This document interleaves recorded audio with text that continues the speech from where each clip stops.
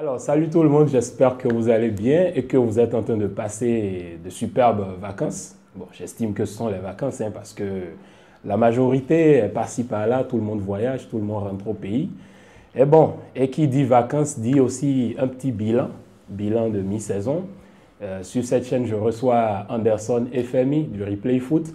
D'ailleurs, profitez par cette occasion pour cliquer sur le lien de leur chaîne. C'est juste une seconde pour s'abonner, c'est pas beaucoup. Donc, je reçois ici Anderson et Femi. Comment allez-vous? J'espère que tout va bien. Bah écoute, on va très bien. Ça va. On va super bien. D'ailleurs, je profite aussi pour dire bonnes vacances à tous les gens qui sont en vacances. Bonne fête de fin d'année à tous ceux qui profitent. Comme tu dis, je fais partie des gens qui vont rentrer au pays. Là, demain, je prends l'avion pour rentrer dans le meilleur pays du monde, le continent. Le continent. Vous voyez que les gens du continent, ils sont pas faciles. Ah non, ils sont durs. Moi, je suis là, je me le coltine tous les jours. Tous les jours, je me le coltine. J'en peux plus. En tout cas, merci beaucoup, Wahid, de nous recevoir sur ta chaîne. Ça fait vraiment plaisir. Comme il a dit, Wahid, n'hésitez pas à vous abonner à sa chaîne. Et comme il dit souvent, il y a beaucoup de gens qui regardent et qui ne sont pas abonnés. Et qui ne sont pas abonnés, donc, ça c'est vrai. N'hésitez pas à vous abonner sur sa chaîne. Il fait du bon contenu. Franchement, c'est un des seuls Barcelonais qui est très, très objectif. Et voilà, ça fait plaisir. Ça aide aussi à soutenir sa chaîne. Donc, n'hésitez pas du tout. Je tiens aussi à remercier Wahid. Je remercie parce que tu nous as donné beaucoup de force. Donc, merci à toi. C'est important que je le dise et que tout le monde entende. C'est important. On est là pour ça. Vous aussi, vous faites du super bon contenu, soit les débriefs du PSG, du Real Madrid. Franchement, dès que les matchs se terminent, je me pose les soirs là. Je pense que tu as une petite préférence pour les groupes du Real Madrid quand je suis énervé. J'ai l'impression. Oui, je sais. On y vient. Alors, les amis, bon, dans cette petite vidéo, on va parler de pas mal de choses. On va faire le bilan de la mi-saison. On va essayer de parler de la forme des équipes, de ce qui s'est passé jusque-là, les joueurs top, les joueurs flop, ainsi de suite, les solutions pour le Barça ou le Real, ou le PSG aussi, si Femi a envie de placer quelque chose, parce que le PSG aussi, actuellement, est éclatasse dans tous les sens du terme. Moi, je suis là pour arbitrer. Moi, tu sais quoi? Moi, je suis l'Atlético. Voilà, c'est tout. Là, tu es en mode conspiration. Tu es méchant. Atlético Madrid, c'est mon club aujourd'hui. Alors, donc, on va démarrer cette vidéo par une petite citation de Anderson. Anderson, je te cherchais déjà, pour que tu le saches. Dans un de ses précédents débriefs, il a dit, je cite, la course des petits, c'est le matin. Ouais, pardon. Non, mais là, Anderson, il faut expliquer ta citation. C'était une petite pique. À ceux non, qui suivent je vais expliquer. Je vais expliquer pourquoi j'ai dit que la course des petits, c'est le matin. D'ailleurs, c'était une pique visée à Wahid. Oui, j'ai fait exprès. Oui. Parce que je te voyais, je regardais tous tes débriefs là. Tu étais content. Vous gagnez 3-1, vous gagnez 4-0, vous gagnez 2-1, vous gagnez 4-1. J'avais l'impression que la saison était finie pour nous.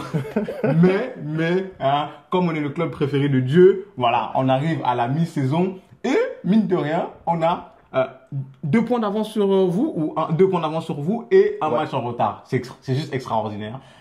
Et pourquoi j'ai dit que la course des petits c'est le matin? Parce que je ne comprends pas. Oui, peut-être que tu vas m'expliquer qu'une équipe comme le Barça qui a gagné ses 7 premiers matchs en Liga et qui a gagné lors des 12 premiers matchs qui avait une seule défaite.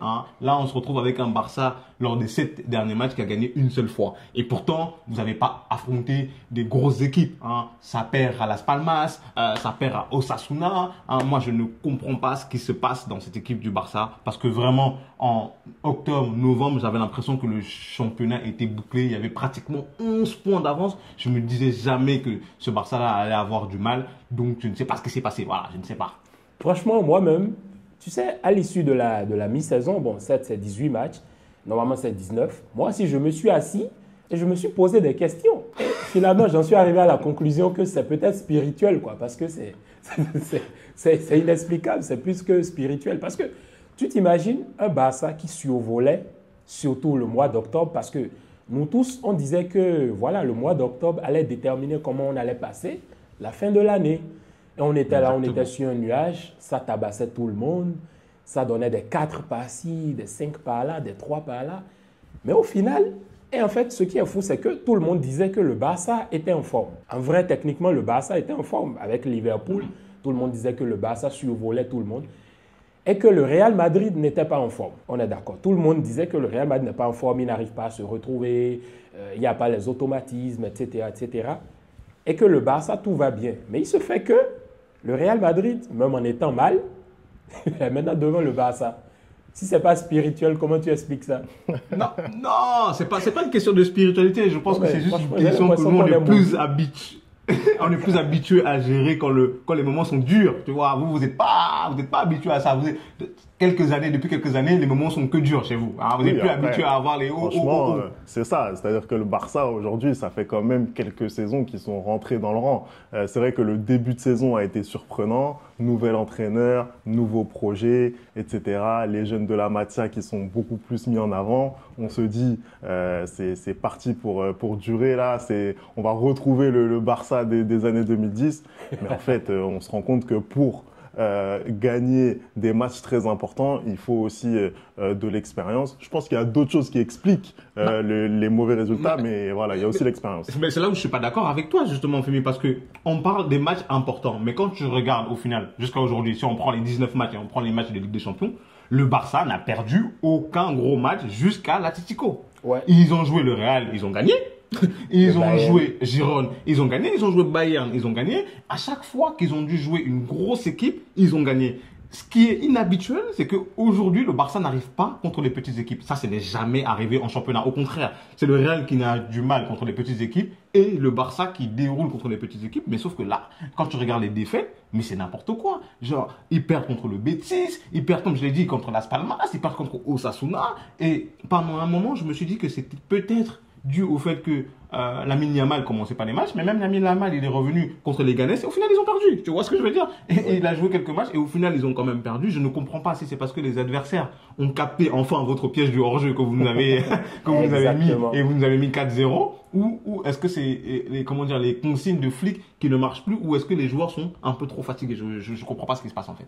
Et aussi, il faut se poser la question de savoir est-ce que c'est pas le niveau de la Liga aussi qui s'améliore, parce que je me suis fait la petite réflexion, je me suis dit ben, ok, le Barça ils sont en forme, ils gagnent tout le monde, ils gagnent les gros, tout ça, mais en Liga, quand vous voyez les matchs où le Barça a fait match nul ou a perdu, on a tendance à se dire oh, le Barça a perdu, le Barça a fait ci, mais rarement on regarde ce que l'adversaire a proposé sur le terrain. Parce que quand tu vois ce que l'adversaire propose sur le terrain, par exemple, le match contre les Ganes, mais il faut voir la discipline tactique défensive que cette équipe a déployée pour pouvoir battre le Barça. Donc, en fait, il y a beaucoup de questions qu'on peut se poser. Est-ce que ce sont les petits qui sont en train de pêcher? Qu'est-ce qui ne va pas? Parce que, par exemple, quand je prends le match contre l'Atlético Madrid, après, le jour où j'ai fait le débrief, j'étais vraiment fâché. Ça, c'est normal. On a vu ça. On a tous vu. On a vu ça. Franchement, j'étais super fâché. Mais après, quand je me suis posé et j'ai encore revu le match, j'ai même toujours l'onglet qui est ouvert là, surtout sur le but de Sorloth. Vous avez vu, dès que Sorloth il marque, eux tous ils se sont couchés sur le sol. Ouais, ça m'a rappelé un peu l'Ajax contre Tottenham en Ligue des Champions, où tu vois une équipe qui a tout donné, qui a pêché, qui a eu ses occasions, qui a eu ses opportunités, mais qui au final se fait punir par manque d'expérience. Parce que voilà, en voulant trop jouer aussi le risque, tu te fais punir derrière. Parce que quand tu vois la dernière séquence, par exemple, vous allez remarquer que celui qui revient à la défense, par exemple, c'est Rafinha. Oui, c'est Rafinha qui revient défendre. Oui. Qu'est-ce que où était Inigo Martinez, par exemple? Donc, ça, après, un match comme ça, oui, c'est difficile à analyser. Ce que je disais justement quand on a fait le débrief du Real, on avait parlé un peu du match de l'Atlético. Oui. Vous avez poussé. Et au lieu d'aller espérer peut-être garder le match nul, vous avez voulu à tout prix gagner et vous vous êtes fait punir. Parce que si le Barça joue le match nul, bah, il y a match nul à la fin. Hein, alors que vous avez voulu jouer la victoire. Et bien évidemment, contre une équipe de l'Atlético qui joue en contre et qui maintenant, avec justement les joueurs qu'ils ont, joue très très bien en contre, bah, tu te fais punir directement. Ils ont fait la même chose. On oublie, hein, parce que vous avez perdu, mais nous, typiquement, ont gagné 1-0 et ils ont marqué à la toute fin aussi 1-1 et ça y est, tu vois, on a terminé le match à match nul parce que cette équipe elle joue super bien les contres en fait. Moi, je pense aussi côté Barça, il y a un problème au-delà de ce match contre l'Atlético. Hein. Je pense qu'il y a un problème aussi de profondeur de banc. Je pense qu'on n'en parle pas assez. Oui. Je pense que le niveau des joueurs sortis de banc est pas suffisamment impactant. Tu as parlé tout à l'heure du match contre Osasuna qui a été perdu. Regarde l'équipe qui a été alignée contre Osasuna, côté Barcelone.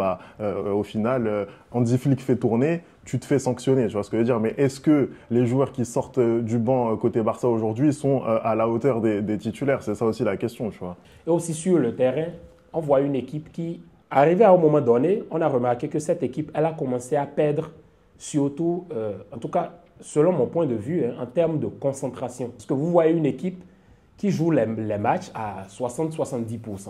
Or, quand tu veux gagner un match de foot, il faut que tu joues à 100%, surtout quand tu t'appelles le Barça. C'est pour ça que je vous dis. Et surtout quand tu as une tactique aussi risquée où tu pièges tes adversaires au hors-jeu. Et au début de la saison, ça marchait très bien parce qu'ils étaient concentrés à 100%. Moi, franchement, j'ai crisé quand j'ai vu ce match Real Madrid-Barça.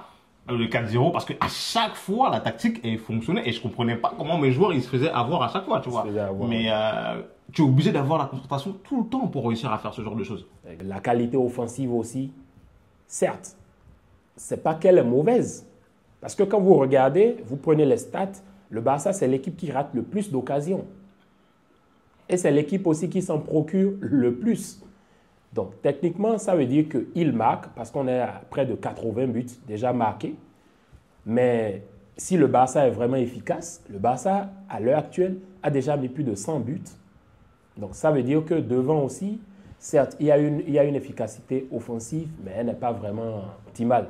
Or, de l'autre côté, on va parler aussi du Real. Le Real Madrid qui, on se dit que cette équipe, les joueurs ne s'entendent pas, il n'y avait pas des automatismes. Le but venait souvent d'une action individuelle, mais pas d'une action collective. Il y a beaucoup de critiques qu'on a eu à porter sur cette équipe du Real Madrid. Mais cette équipe, c'est incroyable parce qu'elle est là, elle résiste aux assauts. Même quand elle est en difficulté, elle s'en sort avec un match nul. Je vais parler du match, par exemple, Real Madrid-Rayo Vallecano, où vous voyez les joueurs qui, sous une individualité, paf, ils te relancent le match, ils te rattrapent. Donc, tu regardes le Real et tu dis, OK, tout le monde critiquait le Real n'est pas en forme. Mais au final, le Real, ils sont devant le Barça. Après, moi, j'analyse ça d'une autre manière. Pourquoi? Parce que en soi, aujourd'hui, si le Real est devant le Barça et à une longueur de l'Atlético, c'est aussi parce que l'adversaire, à savoir Barcelone, a laissé faire. Parce qu'aujourd'hui, si tu as le même Barcelone que tu as en octobre et en septembre, en novembre et en décembre, jamais le Real n'arrive à rattraper. Parce que je suis désolé, ils commencent à mieux jouer ensemble et tout, ils commencent à gagner des matchs, mais de l'autre côté, si on peut aussi recoller, c'est parce que vous laissez des points, tu vois. Et on avait partagé justement le même où on disait que le Barça du Real prend l'avance, prend la première place, le Real dit au Barça non, je laisse. Et finalement, c'est l'Atlético qui vient et qui passe. C'est exactement ce qui s'est passé. Quand je regarde les matchs, je vois que nous on fait match nul. Je regarde le match du Barça le lendemain, je vois que vous perdez. Ou je vois que vous faites match nul aussi, tu vois. Donc pour moi, en soi, le Real, il y a du mieux par rapport à ce qu'il y avait au début de la saison. En même temps, ça pouvait pas être pire en fait. Mais j'estime que si on en est là où on est aussi, c'est parce que au final, vous ne faites pas le taf. Pour moi, le Barça ne fait pas le taf parce que pour moi, le Barça ne peut pas se permettre, comme je l'ai dit au début de la vidéo, perdre uniquement un seul match dans les 12 premiers matchs et là maintenant, dans les 7 derniers matchs, gagner une seule fois. C'est pas possible. Et pourtant, ils n'ont pas affronté, hormis l'Atlético Madrid, ils n'ont pas affronté une grosse équipe. Tu vois ce que je veux dire? Et on ne comprend pas ce qui s'est passé. Parce que pour moi, de mon côté, le Real, je ne vois pas un Real transfiguré, je ne vois pas un Real métamorphosé. Je ne veux pas mentir, tu vois. C'est juste une aubaine aujourd'hui d'être à la mi-saison et d'avoir la chance de pouvoir continuer à lutter pour le titre, en fait. Ouais, c'est tout. Mais justement, moi, c'est là où je suis pas d'accord avec Anderson. Moi, je me dispute à chaque fois avec lui parce que j'ai l'impression qu'il est trop dur avec son Real Madrid. Après, c'est le club qui supporte, voilà. Mais oui. Moi, je trouve qu'il est trop dur avec ce Real Madrid. Aujourd'hui, le Real Madrid, ils sont dans les temps de passage partout. Que ce soit en Liga, que ce soit en Ligue des Champions. En championnat, ils ont pas laissé tant de points que ça. Hein. Je crois qu'ils sont à 40 points, le Real Madrid. C'est un rythme de champion, tu vois ce que je veux dire? Ils sont dans les clous. On a été habitués, pareil, dans les années 2010, à ce que le Real fasse 90, 95 points. Mais aujourd'hui, aujourd'hui, ils sont dans les temps de passage, tu vois. Ils seront au-delà des 80 points en fin de saison s'ils continuent comme ça. Et dans le jeu, forcément, il a fallu que Kylian s'adapte et rentre dans cette équipe, etc.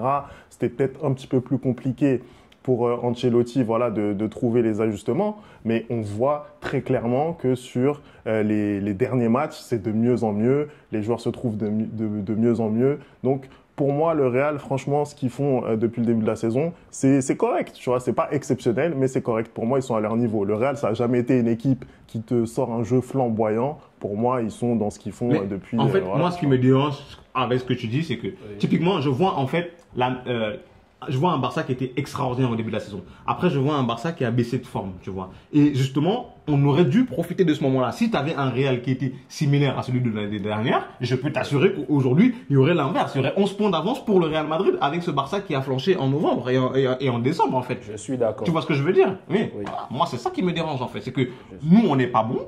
Eux non plus sont pas bons. Oui, c'est ça. C'est que les deux équipes ne sont pas bonnes. Les deux équipes ne sont pas bonnes au moment. Éclatées au sol. Voilà. C'est pas possible. Non, mais et quand on parle, par exemple, quand on fait le bilan d'une équipe, souvent, il faut parler aussi des joueurs parce que les joueurs sont les acteurs principaux des équipes. Donc, techniquement, pour faire un bilan à la mi-saison, des deux côtés, des deux équipes, quels sont vos tops et quels sont vos flops? Moi, je vais donner mes tops et mes flops côté Barça. Okay. Mon top côté Barça, je pense que c'est très simple. Aujourd'hui, on a Rafinha et Lamine Yamal qui sont exceptionnels depuis le début de la saison. Rafinha est en train de faire, je pense, la saison de sa vie. Hein. À chaque fois, il est décisif pour ce Barça-là, que ce soit avec une passe décisive, que ce soit avec un but. Donc, il est obligé pour moi d'être dans les tops. Lamine Yamal, pareil, il continue sur sa lancée. On oublie que ce petit, il a juste 16 ans. Hein, il est juste fantastique.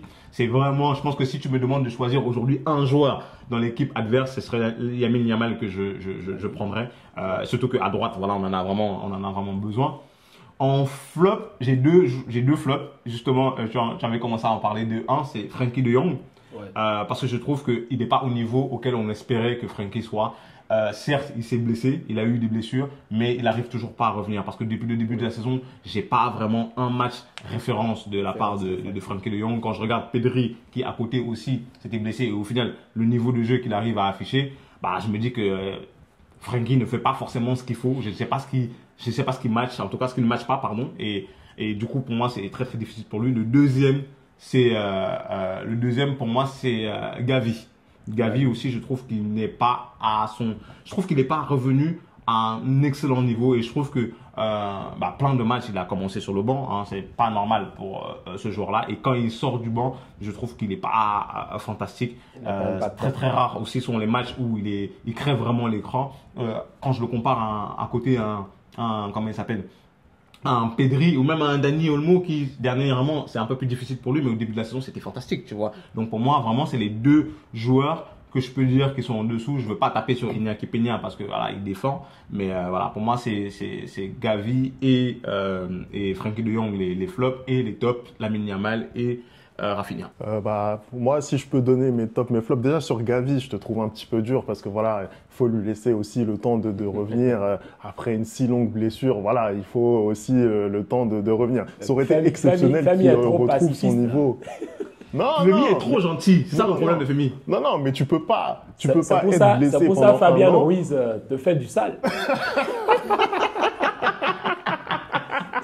Il est méchant qu'avec Fabien Ruiz et Hakimi. Me parle pas de lui parce que vas-y, là je vais partir de la vidéo. Je veux plus l'entendre ce Fabien Ruiz, je veux plus en entendre parler. Non, c'est trop. Mais oui, si je dois donner mes tops et mes flops, je suis grave d'accord avec lui sur Rafinha. C'est incroyable la dimension qu'il a pris cette saison. Moi, j'ai envie de mettre aussi en valeur Koubarsi. Parce que franchement, oui. Depuis la saison dernière, ce qu'il fait, c'est incroyable. Voilà, il défend toujours debout. Même quand il doit se salir un petit peu le short, il le fait proprement. Le gars n'a que 17 ans. 17 ans, un taulier comme ça, je trouve que c'est très très fort, vraiment. Au niveau de mes flops, moi je dirais aussi Frenkie de Jong par rapport au statut qu'il a, en fait, on a l'impression qu'on ne sait pas réellement où le mettre sur le terrain. Est-ce que c'est un milieu défensif? Est-ce que c'est un meneur de jeu? On ne sait pas. En plus, on a il l'impression qu'il a un gros salaire. Et en plus, il a un gros salaire. Voilà. Donc, son statut mis en rapport avec ce qu'il produit sur le terrain, je trouve que c'est insuffisant.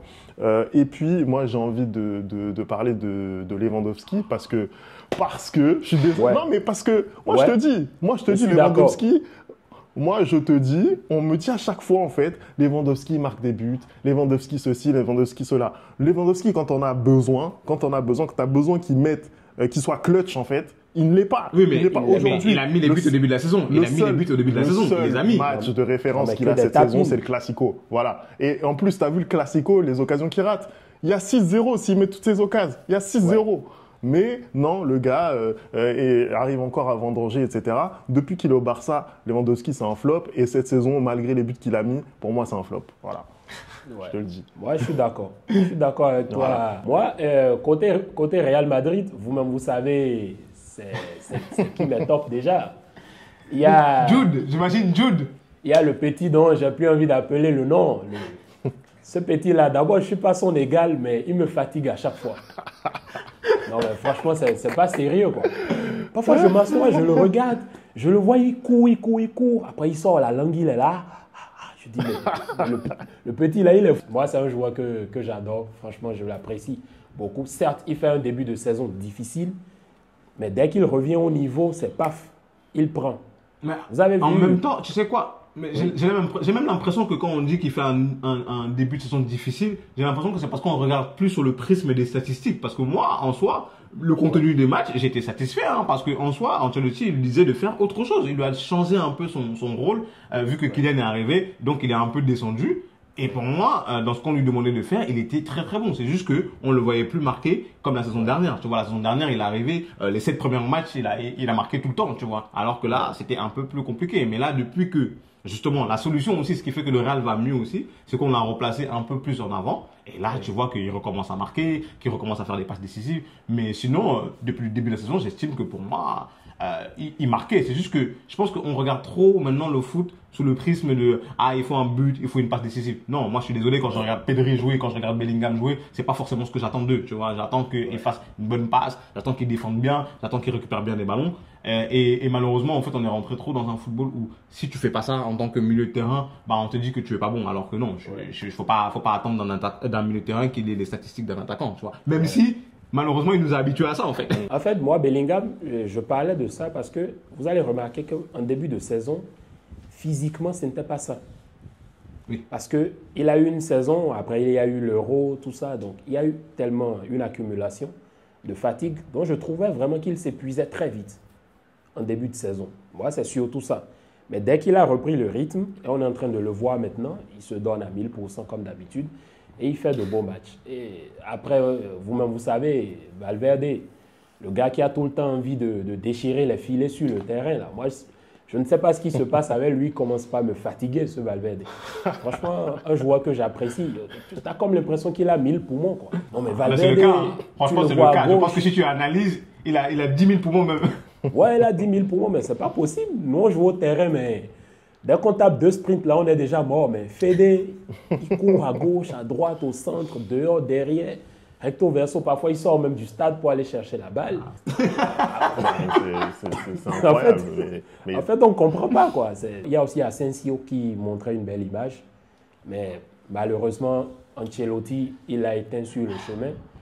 On connaît le vieux père. Ouais, pourquoi? Parce qu'il y a le caprice Tchouaméni. Parce que Tchouaméni, s'il est en forme, s'il n'est pas blessé, il doit jouer. Que ce soit en milieu de terrain ou en défense, ils sont obligés de le mettre. Flop, franchement flop, Mbappé. Je sais, il y en a qui vont m'attaquer, hein, ils vont me tailler parce que... En tout cas, c'est pas moi qui vais t'attaquer. Non, mais c'est clair, toi pas moi. Non, mais Mbappé, franchement, parce que je sais, il y en a qui vont me tailler, mais le Mbappé qu'on connaît, que nous connaissons, entre griffes, ce n'est pas encore le Mbappé qu'on est en train de voir. Parce qu'après, quand Mbappé, il va devenir Mbappé, je l'ai déjà dit, je crois, en juillet, quand son transfert a été annoncé, ou en août, je disais que si Mbappé vient dans cette équipe, et il arrive à cadrer correctement, non mais on va lire l'heure. On va lire l'heure parce que d'abord, regarde dans cette équipe, tout le monde frappe de loin. Mbappé, il a une bonne puissance de frappe. Il est aussi rapide dans l'exécution. Dès que tu lui laisses un petit espace, il peut te tuer. Bon, on l'a vu contre Séville, hein, là, il a mis un très très joli but. Hein. Un cagnonasso. Mbappé pour moi flop dans ce début de saison. Modric aussi flop. Mais bon, à cet âge, tu peux pas lui exiger, tu peux pas lui exiger grande chose. Ouais. De l'autre côté, moi je suis d'accord avec toi. Moi je suis totalement d'accord. Ah, Rodrigo, oh ça c'est surprenant ça. Ouais, Rodrigo qui commence bien, mais après qui commence à stagner. Parce qu'il a eu aussi quelques petits pépins physiques. Il n'a pas eu une certaine continuité. Parce qu'il ne faut pas oublier que cette équipe se cherche jusqu'à présent. Ce n'est pas comme si on peut se lever maintenant et dire « Ok, le 11 du Real Madrid, le 11 de Gala, c'est celui-ci. » Tac. Un peu comme on le savait l'année dernière, la saison surpassée, ainsi de suite. Il n'y a pas de 11 fixe de Gala. Donc, Ancelotti, jusque-là, il bouge des pièces. Les flops, moi j'en ai encore beaucoup, hein. Parce qu'il y a Mendy. mais avec toute l'équipe. Mais tu vas mettre toute l'équipe en flop ou bien? Non, mais Mendy aussi me déçoit.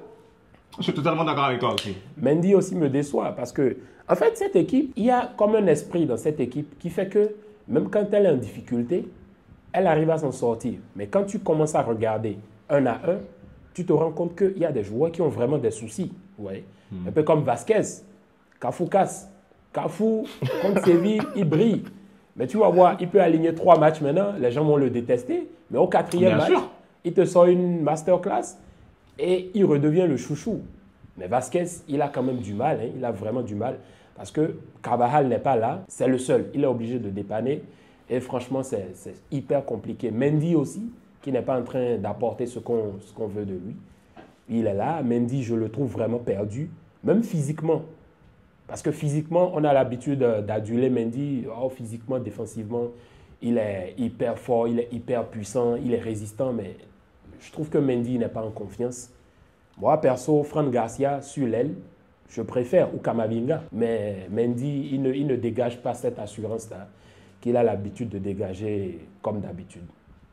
En tout cas, c'est pas moi qui vais te contredire, Walid. Hein. Vraiment, je suis totalement d'accord avec tes flops et tes tops. Je pense qu'en flop, Modric, je vois ce que tu veux dire. Parce que moi aussi, je suis pas totalement satisfait de ce qu'il produit depuis le début de la saison. Même quand il rentre et tout, je trouve qu'il perd pas mal de balles. Le deuxième but qu'on encaisse, par exemple, contre Séville, c'est une passe très très forte qu'il fait à Mbappé. Mbappé, certes, il rate son contrôle, mais c'est la passe de Modric qui est trop forte, tu vois. Ouais. Il n'est pas forcément au rendez-vous tout le temps, mais il y a des matchs où il est excellent. Hein. C'est Modric quand même, ouais. C'est un ballon d'or, faut pas l'oublier. Mais on voit que voilà, l'âge commence à peser sur lui. Et Mendy, je suis totalement d'accord avec toi. Franchement, c'est juste horrible ce qu'il est en train de me prendre cette saison. Parce que moi, je suis désolé. D'habitude, je dis que défensivement, il est très bon, mais là même défensivement, il n'y arrive pas. Et la seule chance qu'il a de continuer à jouer, c'est parce que Fran Garcia, même si je le préfère, Fran Garcia non plus ne livre pas des prestations incroyables, tu vois. Là, la dernière fois, contre Séville, on a eu Kamavinga à gauche. Le match que Kamavinga a fait à gauche est meilleur que n'importe quel match que les deux ont fait depuis le début de la saison. Alors que c'est pas son poste, tu vois. C'est vrai, je suis d'accord. Voilà, et pour revenir aussi pour revenir aussi sur Kylian, parce que t'en as parlé comme étant un flop. Je suis d'accord avec toi. Moi, je mettrais la petite nuance en disant que par rapport à tout ce qu'il a subi, tout ce qu'on a entendu, notamment de la part de ce gars-là, parce que je trouve qu'il a quand même bien réussi à absorber la pression. Alors oui, il y a beaucoup de tapines qui ont été marquées, beaucoup de prestats qu'on a critiqués à juste titre, beaucoup de choses qui sont choquantes pour un joueur de son niveau, des contrôles manqués, des passes ratées, même la façon dont il rate les pénaltys, qui sont en plus ultra importants, ça interroge vraiment. Mais ce qu'on voit de lui depuis 3-4 matchs, c'est vraiment encourageant. Donc voilà, c'est un flop. Je pense que c'est un flop, je suis d'accord avec toi. Mais voilà, je pense qu'il est sur la bonne voie en tout cas. Donc techniquement, selon vous, quelles sont les solutions pour la deuxième moitié de saison? En tout cas, moi j'espère que vous n'allez pas trouver de solution. Non, mais là, il y a volonté de nuire, là.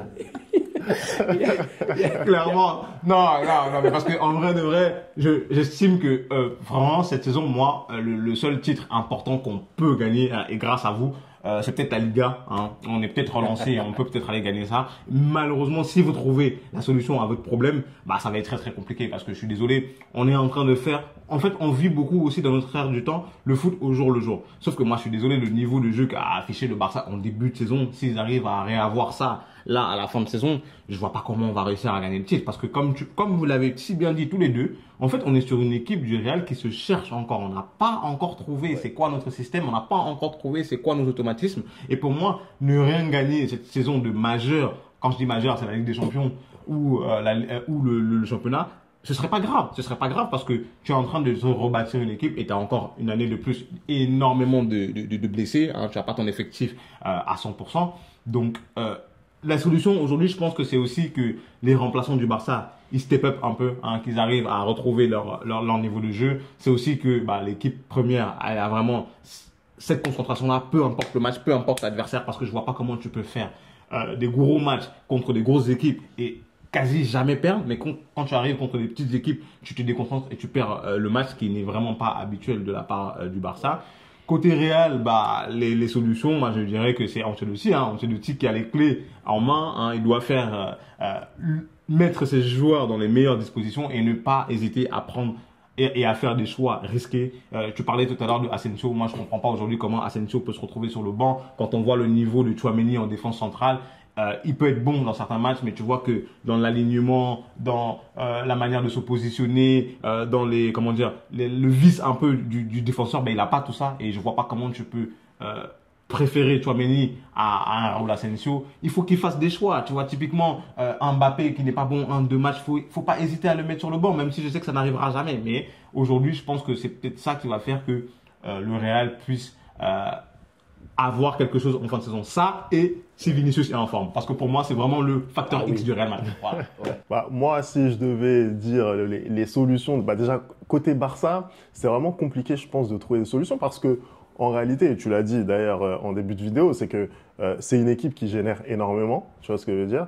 Donc en fait, ce qui lui manque, c'est l'efficacité. Et ça, par exemple, c'est pas quelque chose que Flick peut insuffler d'une façon ou d'une autre. Donc il faut que Lewandowski, par exemple, soit plus tueur, mais d'autres aussi, tu vois, même un Rafinha, même s'il fait une grande saison, être davantage tueur, il faut convertir les occasions. Pour le Barça, pour moi, c'est ce qui manque, parce que si tu convertis toutes tes occasions, tu parles beaucoup moins de tes problèmes défensifs et de tes problèmes liés au hors-jeu. Donc pour moi, c'est vraiment un souci d'efficacité, un peu comme ce qu'on connaît nous au PSG. Ça, c'est le premier point. Après, côté Real, je pense que voilà, si tout le monde se met au diapason comme on le voit sur les derniers matchs, c'est-à-dire si typiquement des joueurs comme Mbappé, comme Vinicius aussi, je le mets dedans, s'ils font les efforts défensifs, s'ils mettent l'intensité au pressing dont a besoin cette équipe, je pense que ça peut le faire pour le Real. Ils ont déjà trouvé, je trouve, leur carburation de plus en plus en tout cas. Donc vraiment que chacun mette l'intensité nécessaire qu'il faut dans chaque match en fait côté Real. Pour moi, c'est ça la clé. Et vous ne pensez pas que le Real devrait signer un latéral pour pallier l'absence de Carvajal? Personnellement, je pense qu'aujourd'hui... Parce que selon les infos, je pense que le Real ne va pas signer en hiver. Il y aura pas de recrutement, parce que c'est l'habitude du Real. C'est très très rare que le Real recrute en janvier. C'est pratiquement impossible. Je pense que la dernière fois, c'était en 2016 ou un truc comme ça. Si tu me donnes les clés du Real, aujourd'hui, je pense que j'ai besoin d'un latéral droit. Je pense que j'ai besoin d'un défenseur central. Moi, si tu me donnes les clés, en tout cas, j'ai besoin d'un latéral droit de métier et d'un défenseur central de métier. Ensuite, tu peux quand même mettre un défenseur central avec Raúl Asensio, mais je pense qu'Ancelotti ne lui fait pas confiance. Et aujourd'hui, je pense que la politique est, on a des joueurs qui peuvent dépanner, allons-y avec ça, tu vois. On n'a pas trop envie de dépenser en plein milieu de janvier comme ça, donc ils devraient le faire, mais je pense qu'ils vont pas du tout le faire. Décembre, après janvier, c'est autre chose. Après, dès qu'on est en février, mars, là, c'est le top des tops, quoi. Là, généralement, c'est là que nous, on est bon, tu vois. C'est là que nous, on commence à être vraiment au max du max de notre niveau. Donc, c'est ça qui justifie que la course des petits, c'est le matin, quoi. C'est ça, exactement. Tu as tout compris, voilà. La course des grands, c'est la nuit. C'est la nuit en mars. En vrai, non, mais regarde. Quand tu vois, regarde. Par exemple, on va dire quand il y a les Jeux Olympiques, le 100 mètres. Le 100 mètres, c'est l'événement principal, tu vois. On éteint les lumières, le stade est coloré, voilà. C'est là que nous, on nous attend, tu vois, dans les starting blocks. Nous, on est là maintenant. Mais je dis tout ça là, on est en train de dire tout ça, on fait une vidéo bilan, on parle du Barça, on parle du Real, tout ça. Au final, c'est l'Atlético qui va gagner, voilà. Ah oui, comme les Ivoiriens le disent, Ils vont sortir dans le dos. Exactement, parce que la Liga. personne n'a peur d'eux et on se rend compte qu'ils sont en train de faire leur petit bout de chemin. Ils ont un match en retard comme le Real aussi. Ah, donc finalement, eux, ils ont potentiellement 6 points d'avance sur le Barça et 1 point d'avance sur le Real. Si les deux équipes gagnent leur match en retard. Moi, je pense que le Real, le match en retard contre Valence, ça va être compliqué parce que voilà, c'est juste après la reprise. On sait que le Real, juste après la reprise, généralement, c'est pas très fort. Donc, faut se méfier de l'Atlético. Voilà, faut se méfier de l'Atlético. Alors, super les gars. Franchement, c'était super de vous avoir sur la chaîne. On a essayé de passer un peu sur tous les sujets de la mi-saison. Et franchement, c'est toujours un plaisir de faire une vidéo avec vous. Là, on est pratiquement à une 40aine de minutes. Hein? Waouh! Ah non, mais on n'a pas vu le temps passer. Franchement, nous, on a kiffé. Merci encore, Wahid, pour l'invitation. C'est cool. On s'est éclaté, hein. Voilà. Hein. Moi, personnellement, je kiffe. Là, toujours. Moi, j'adore parler de football avec un supporter qui est honnête, hein, qui est objectif. Ça fait plaisir, même quand c'est des supporters adverses. Et encore merci pour l'invitation sur la chaîne. Franchement, on s'est régalé. Non, comme on l'a dit au début, hein, n'hésitez pas à vous abonner à Wahid. Vraiment, c'est une chaîne avec un contenu qualitatif, tu vois. Il y a quantitatif, qualitatif, et il produit des vidéos quand il n'oublie pas de dormir, voilà. Non, mais ce truc-là, j'ai l'impression que ça aussi c'est spirituel, hein. Je suis là seulement. Non, parce que le classico, parce que tu dors. Vraiment? Non, ouais, t'es un assassin, toi. T'es un assassin, je me suis couché, j'ouvre les yeux et il était 23h30. Je me dis, mais comment ça? Comment c'est possible? Allez les gars, franchement, j'espère que vous avez apprécié la vidéo. N'oubliez pas de donner aussi vos avis en commentaire parce que ça compte. Nous, on vous lit aussi.